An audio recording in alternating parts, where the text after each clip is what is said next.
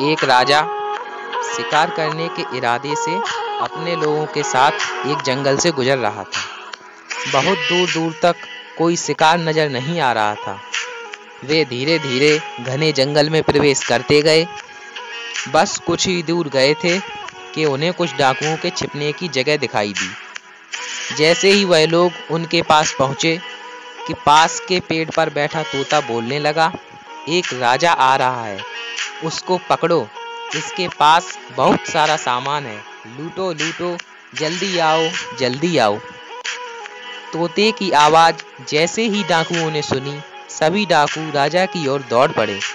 डाकुओं को अपनी ओर आते देखकर राजा और उसके सैनिक दौड़कर भागने लगे। भागते भागते काफी दूर निकल गए। सामने एक बड़ा सा पेड़ दिखाई दिया। कुछ देर आराम करने के लिए उस पेड़ के पास चले गए।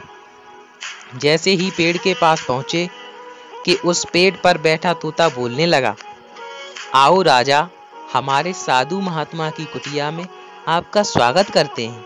अंदर आके पानी पी लीजिए और आराम कर लीजिए। तोते की इस बात को सुनकर राजा हैरान में पड़ गया और विचार करने लगा कि एक ही जात के दो प्राणियों का व्यवहार आखिर इतना अलग कैसे हो सकता है। राजा को कुछ समझ में नहीं आ रहा था। वह तोते की बात मानकर अंदर साधु की कुटिया में चला गया।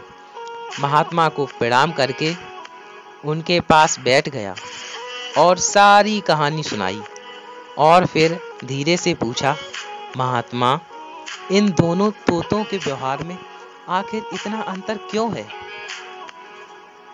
साधु महात्मा ने आराम से सारी बातें सुनी और बोले, ये कुछ नहीं राजन, बस संगति का असर है। डाकुओं के साथ रहकर तोता भी डाकुओं की तरह बन गया है और उनकी ही भाषा बोलने लगा है। मतलब जो जैसे वातावरण में रहता है वह वैसा ही बन जाता है।